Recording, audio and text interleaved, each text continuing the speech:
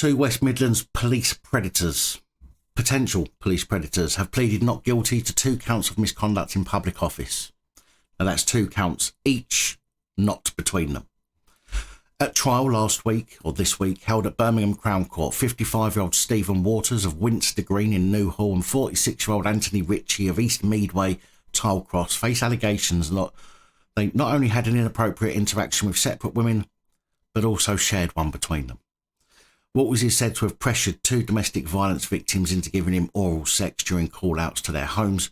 This was on separate occasions, by the way. And Ritchie is said to have a sexual interaction with a widow who he met whilst attending her home to arrest her son. It's alleged that the pair also both had turns with the 3rd victim, a vulnerable domestic abuse victim. It's reported that none of the women knew each other, which makes it even more interesting, as it's unlikely that 3 people would complain about the same issues about the same plot. One of the victims appears to have let it slip that an inappropriate relationship was had between her and Walters after, in 2018, 2 police constables attended her home following a call to a woman who was upset. When the police arrived, she told them that she was afraid of police due to bad experiences. She then went on to claim that 5 years earlier, in 2013, Waters attended her home alone due to a domestic incident, and while there he had made comments about her tattoos, kissed her, and then had her perform oral sex on him. The jury at Birmingham Crown Court heard how the woman felt pressured to do this, and she felt that she had to do it, even though she didn't want to. She also felt frightened and scared that no one would believe her. When interviewed, the woman told detectives that while she was on her knees, so to speak, Waters was on his radio getting a log number, acting and talking completely normal, and she thought he just must have got a kick out of it. But it gets worse, because she proclaimed that 1 year later Ritchie turned up following another domestic incident. The day after he was called to her address, he returned with a jar of coffee. The woman said that Ritchie followed her into her kitchen, commented on her hair, and then kissed her. The pair did have a consensual, intimate relationship, but the woman also was still sleeping with her ex-partner. She then fell pregnant, which by all accounts made Ritchie turn up in a police van, so probably on duty, to inquire if the baby was his. Another victim claims that her interaction took place in July 2013, following another domestic incident.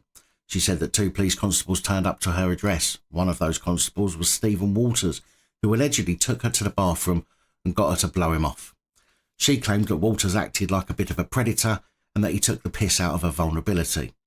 Now, to be fair, I have my own thoughts about the woman as well as Waters, but I'll keep those to myself for now. The third alleged victim was Anthony Ritchie's alleged victim, where he met the woman after turning up to her home to arrest her son. The court heard how, following that, he contacted her again and an inappropriate sexual relationship started.